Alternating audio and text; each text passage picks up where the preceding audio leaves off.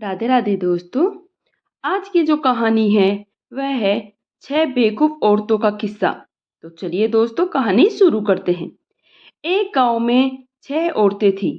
वे अपनी झोपड़ी बनाकर रहती थी।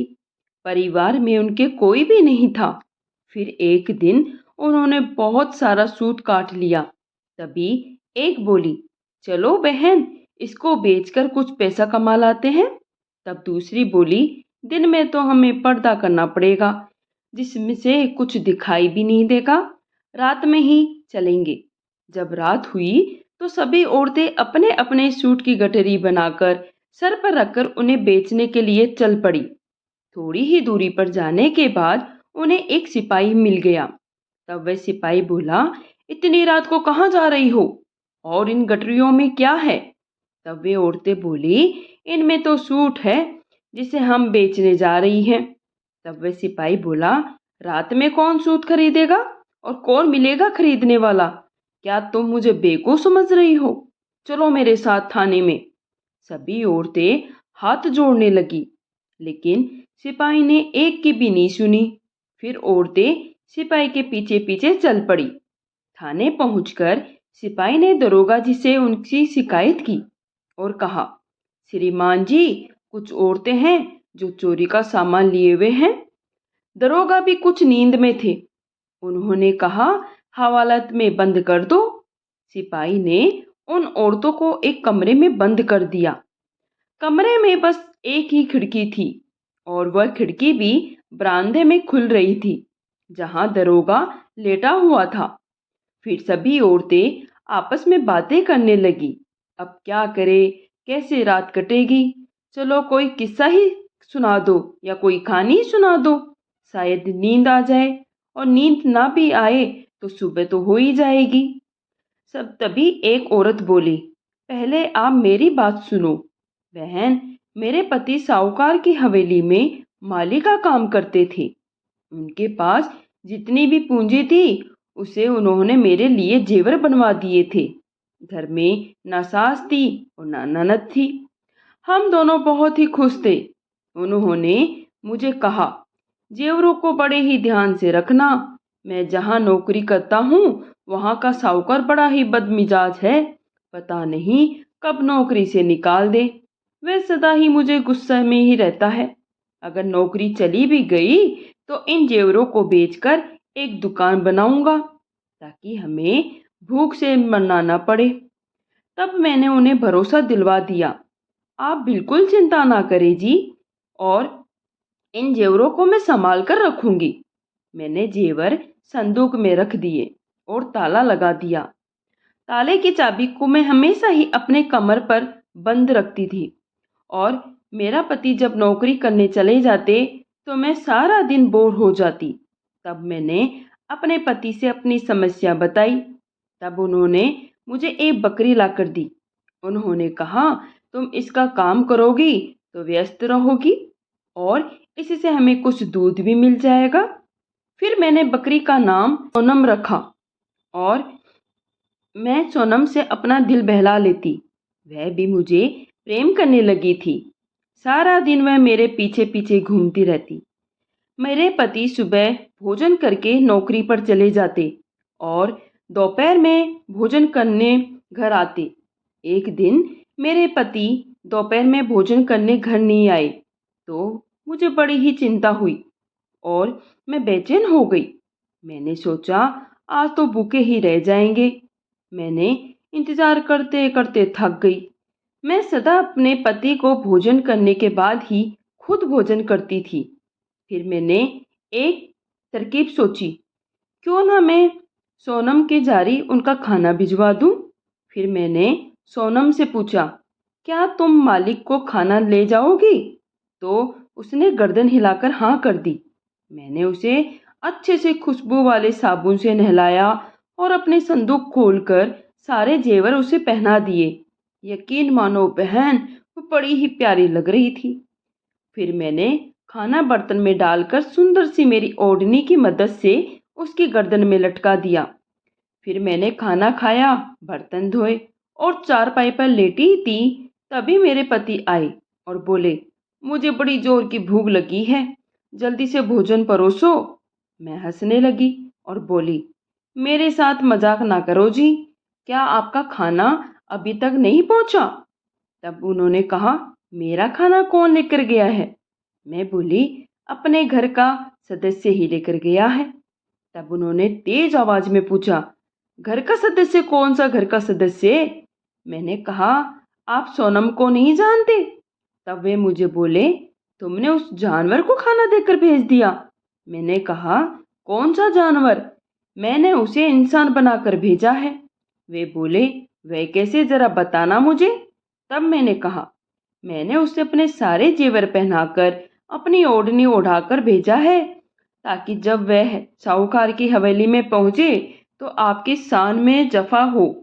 साहूकार भी ये देख लेने की कि आप कोई एरे गिरे नहीं हैं, मेरे पति है। जब ये सुना तो उन्होंने अपना माथा पीट लिया और फौरन बकरी को ढूंढने बाहर निकल पड़े। उन्होंने हर जगह सोनम का पता पूछा। जो भी पति की बात को सुनता हंस देता।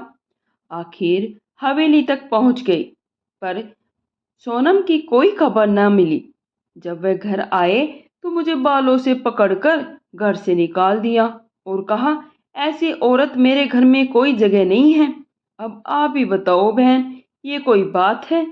घर से निकालने की तब दूसरी औरत बोली, मेरे पति अमीर आदमी थे।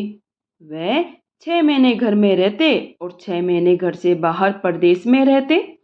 जब मेरा विवाह हुआ तो मेरे पति को 1 महीने बाद ही परदेश जाना पड़ा। उन्होंने सोचा, मैं अकेली कैसे रहूंगी।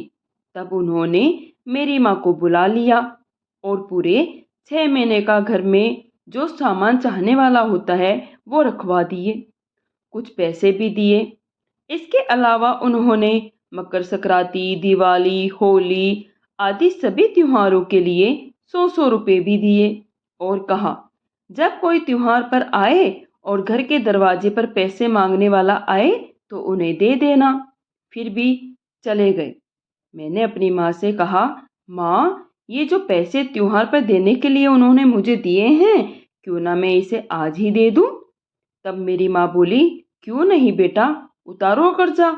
तब मैं गली में खड़ी हो गई थी और वहां से गुजरने वाले आदमी से पूछा, क्या तुम गली की सफाई करने वाले हो?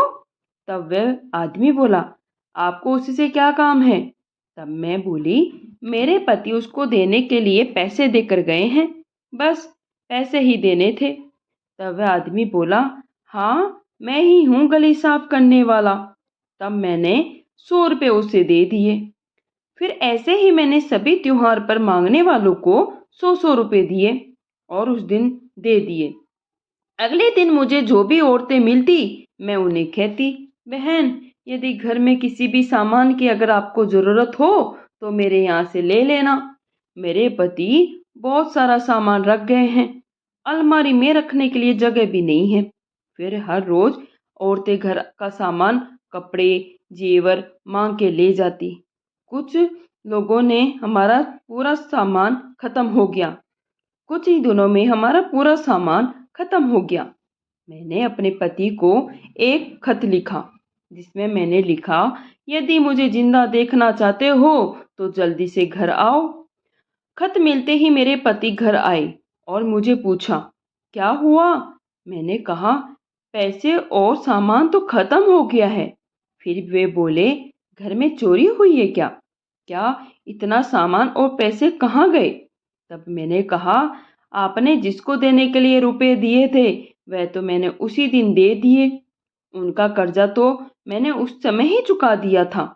अगले दिन सामान की पड़ोसियों को ज़रूरत थी तो मैंने उनको दे दिया। बेचारों की भीड़ पड़ी, हम काम नहीं आएंगे तो और कौन आएगा? और बचे रुपए एक औरत ले गई। उसको अपने भाई को देने के लिए चाहिए थे, क्योंकि उसके भाई ने शहर में ज़मीन लेनी थी। जेवर भी एक औरत को दे दिए। उसे अपने किसी रिश्तेदार के यहाँ विवाह में जाना था। अपने पति ने मुझे धक्के देकर घर से बाहर कर दिया और कहा, दोबारा मुझे दिखाई भी देना, दोबारा मुझे दिखाई मत देना। अब बहन, ये भी कोई बात हुई? भलाई का तो जमाना ही न रहा। तब तीसरी औरत बोली, मैं मेरे पति भी नौकरी करते थे, वो मेरे से बहुत प्रेम करते थे, हम बड़े ही खुश थे। मैं उनकी हर छोटी छोटी ख्वाहिशों का ध्यान रखती थी। उन्हें मेरे हाथ का बनाया हुआ हलवा बहुत बड़ा पसंद था। एक दिन वे बोले, तुम्हारे बनाए हलवे से तो मेरा पेट भी नहीं भरता, इतना स्वादिष्ट बनाती हो, अब की बार जरा ज्यादा बना लेना। अगले दिन वे जब नौकरी करने चले गए तो मैंने अपने देवर से घर में रखे सारे सामान, रुपए की सूची, चीनी और मेरे मंगवा लिए और हमारे बैंक में बने एक कुएं में डालकर और बांस की लकड़ी से हिलाने लगी। फिर मैंने उसे चख कर देखा तो मीठा जरा कम था। फिर मैंने अपने सोने के कंगन बेचकर और चीनी मंगवा ली, फिर कुएं में डाल दी, तब भी हलवा मीठा नहीं हुआ। तो मैंने अपने देवर को अपनी परेशानी बताई, तो वे किसी आदमी को बुला कर ले आए। जमीन गिरवी रखना के बदले पैसे देता था। मैंने अपना घर गिरवी रख दिया और उन पैसों से चीनी, सूजी, मेवा और मंगवा लिए, सामान मंगवा लिया, वे भी कुएं में डाल दिए और बांस से हिलाने लगी। फिर हलवा चक्कर देखा तो मीठा ठीक ठाक था। मैं बड़ी बेसब्री से अपने पति का इंतजार करने लगी और मन ही मन बड़ी खुश हो रही थी कि आज तो उन्हें भर पेट कर हलवा खिलाऊंगी। शाम को जब वे घर आए, नहा करके उन्होंने भोजन परोसने को कहा। मैंने कुएं में बाल्टी डालकर हलवा निकाला और अपने पति के सामने रख दिया। वे बोले, ये क्या है? तब मैंने एक चम्मच हलवे की जबरदस्ती उनके मुंह में डाल दिया और खुशी से बोली, आज आपकी शिकायत मैंने दूर कर दी है। वे गुस्से से बोले, ये क्या गोबर है? मैंने गुस्से से कहा, क्या कह रहे हो? मैंने इतनी मेहनत से आपके लिए हलवा बनाया है, चाहे आप पूरे साल पेट भर के खा लेना। मैंने तो तुम्हारे लिए कंगन भी बेच दिए। वे बोले, क्या कह रही हो? कंगन भी बेच दिए? पर क्यों? मैंने कहा, आपने ही तो कहा था कि अब की बार हलवा अधिक बनाना, इसलिए मैंने कुआं भरकर हलवा बनाया है। कंगन वाली बात पर वे बड़े गुस्से थे। तब मैंने धीरे से कहा, कंगन बेचकर भी कंगन बेचकर भी हलवा मीठा नहीं हुआ तो मैंने ये घर भी गिरवी रख दिया। उन्होंने अपना माथा पीट लिया और मुझे घर से बाहर निकाल दिया। अब तुम ही बताओ बहन, क्या अपने पति की उनकी मनपसंद का पकवान बनाकर खिलाना भी कोई गुनाह है? तब चौथी औरत बोली, बहन, मेरे पति सौदागर थे, सामान घर में बने गोदाम में रखते थे। दो दो दिन, तीन दिन, चार चार दिन घर से हमारे बाहर रहते थे। मैं भी इतनी आलसी थी, दो दो चार चार दिन तक कंघी ना करती और ना ही कपड़े बदलती थी। जब मेरे पति घर आते तो सदा शिकायत भी करते कि कुछ घर की साफ सफाई भी कर लिया करो और साथ में अपने आप को भी कभी थोड़ा ढंग से सलीके से रख लिया करो। किसी चीज की कमी नहीं है हमारे पास, इतने कपड़े हैं, जेवर है तुम्हारे पास। जब भी वे घर आते तो यही शिकायत करते। उनकी इस शिकायत को सुन सुनकर मैं तंग आ गई थी। फिर एक दिन मैं अपने मेरे पति काम पर चले गए। मैंने गोदाम से चूने की बोरियां निकाली और पानी में मिलाकर पूरे घर को पोत दिया और जो भी रंग रोगन का सामान था उससे दीवारों पर पेड़ पौधे चित्र बना दिए। फिर इत्र की बाल्टी भरकर और खूब बहुत सही उत्तर नाली में भी डाल दिया ताकि खुशबू दूर दूर तक फैल जाए। फिर अपने आप को संवर कर अंदर कमरे में बैठ गई और शाम को जब मेरे पति घर आए तो घर में घुसते ही बोले, क्या हुआ? इत्र की कोई बोतल टूट गई है क्या? फिर वे जल्दी से कमरे में आए और पहले तो मुझे देखकर हंसने लगे और फिर बोले, जल्दी से गोदाम की चाबी दो, बाहर ग्राहक खड़े हैं। मैंने कहा, गोदाम तो खाली है। तो वे घबराकर बोले, क्या हुआ? चोरी हुई है क्या? मैंने कहा, नहीं, तुम ही ने तो कहा था घर की सफाई नहीं करती हो, इसलिए मैंने सामान में मिलाकर घर की पुताई कर दी। फिर उन्होंने दीवारों की ओर देखा तो वे बोले, ये क्या किया? मैंने कहा, क्या किया? मैंने जो चित्र बनाए हैं वो तो देखो, जो बाल्टियों में रंग था उनसे ही बनाए हैं। वे वहीं पर अपना सर पकड़कर बैठ गए। फिर थोड़ी देर बाद मेरे बाल पकड़कर घर से बाहर निकाल दिया। अब आप ही बताओ बहन, घर की साफ सफाई भी कोई गुनाह है? तब पांचवी औरत बोली, बहन, मेरे पति की बर्तनों की दुकान थी। दोपहर का खाना मैं दुकान पर ही देख कर आती थी। एक रोज जब मैं खाना देने गई तो मेरे पति किसी से बात कर रहे थे। उन्होंने मेरी तरफ खाना रखने का इशारा कर दिया और चले जाने को कहा। मैंने खाना रख दिया और जब जाने लगी तभी मैंने सुना मेरे पति उस आदमी से कह रहे हैं, अगर दुकान का ये सारा सामान जल्दी से खाली हो जाए या निकल जाए तो मैं सामने वाली दुकान भी खरीद लूं और इस दुकान में शादी विवाह में काम आने वाले बर्तन का काम शुरू कर लूं। मैं घर गई। अगले दिन मेरे पति शहर चले गए। पीछे से मैं दुकान की चाबी लेकर दुकान पर जाकर बैठ गई। जो भी रखे बर्तन लेने आता जो भी ग्राहक बर्तन लेने आता, मैं उनसे कहा करती, जो चाहिए वह ले जो। दुकान में बहुत भीड़ हो गई और जल्दी ही दुकान भी खाली हो गई। मैंने सारा सामान बाहर जो निकलवा दिया था। शाम को मेरे पति घर आए तो मैंने कहा, मैंने आपकी समस्या का हल कर दिया है। तो वे बोले, कौन सी समस्या? मैंने कहा, वही जो कल मैं खाना देने दुकान पर गई थी तो आप उस आदमी से कह रहे थे। उन्होंने मेरी तरफ इतना ध्यान नहीं दिया, थके हुए थे, जल्दी ही सो गए। सुबह जब उठे तो दुकान पर जाने को तैयार हुए। मैं बोली, दुकान खरीदने जा रहे हो? वे बोले, अभी कहाँ, जब दुकान का माल निकलेगा तभी तो खरीद पाऊंगा। मैं बोली, वह तो कल मैंने निकलवा दिया। वे बोले, क्या? फिर मैंने सारी कहानी और जो कुछ हुआ उन्हें बता दिया और मुझे धक्के देकर घर से बाहर निकाल दिया। बताओ बहन, ये भी कोई बात हुई? अपने पति के काम में हाथ बटाना भी कोई बुरी बात है? फिर छठी औरत बोली, मेरे विवाह को 1 महीना ही बीता था कि मेरे पति को परदेश जाना पड़ा। मुझे उनसे अच्छा प्रेम था। मैं उनके साथ दिन की दूरी भी बर्दाश्त नहीं कर सकती थी। उनके जाने से 2 दिन पहले ही मैंने रोना शुरू कर दिया। उन्होंने मुझे यकीन दिलाया, मैं जल्दी ही लौट आऊँगा। मैंने पूछा, आप कहाँ जा रहे हो? तो उन्होंने कहा, मैं बहुत दूर जा रहा हूँ। रास्ते में दरिया आता है, फिर एक कश्ती के द्वारा दूसरी तरफ जाते हैं। मैं चुप हो गई। मेरे पति चले गए। रात तो बीत गई। जब सुबह हुई तो मेरा दिल नहीं लगा। मैंने अपनी ननद से कहा, मुझे अपने भाई के पास ले चलो। वह बोली, भाभी, वे तो बहुत दूर है, रास्ता बहुत बड़ा है, दरिया भी पड़ता है। मैंने कहा, क्यों नहीं अपने घर का ही दरिया बना ले? तब वह भी खुश हो गई। मैंने पहले तो अपने जेवर बेचे, मजदूर से घर की खिड़की दरवाजे बंद करवाए, फिर घर में पानी डलवाना शुरू किया। सारे पैसे खत्म हो गए लेकिन पानी ऊपर ना आया। फिर मैंने अपना घर गिरवी रखना ऐलान कर दिया।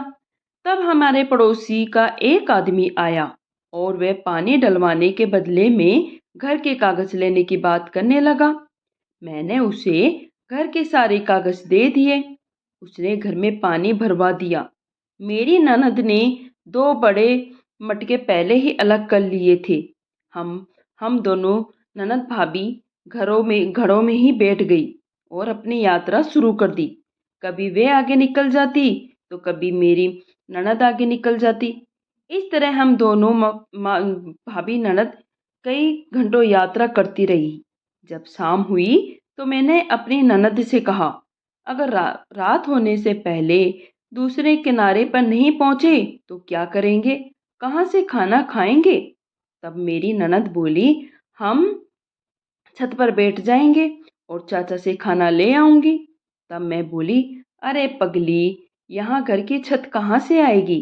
तब मेरी बेटी चौंक कर बोली, अरे भाभी, आप रात की चिंता न करें, देखो हम अपने पिता के पास पहुंच गए हैं, यानी भाई के पास पहुंच गए हैं। ये सुनकर मैंने उधर देखा जिधर मेरी ननद सर कर देख रही थी। मैंने देखा तो मेरे पति घर की छत पर खड़े थे। मैंने खुशी से कहा, आप तो हमें छोड़कर चले गए थे, लेकिन हम खुद ही आ गए। चलो जल्दी से हमें बाहर निकालो। तब मेरे पति बोले, पागल औरत, तुमने घर की ये क्या हालत कर दी? पास पड़ोस के सभी लोग हंस रहे हैं। मैं तो जरूरी कागज लेने आया था और वहीं लेने आया हूँ। उसने गुस्से से हमें बाहर निकाल दिया।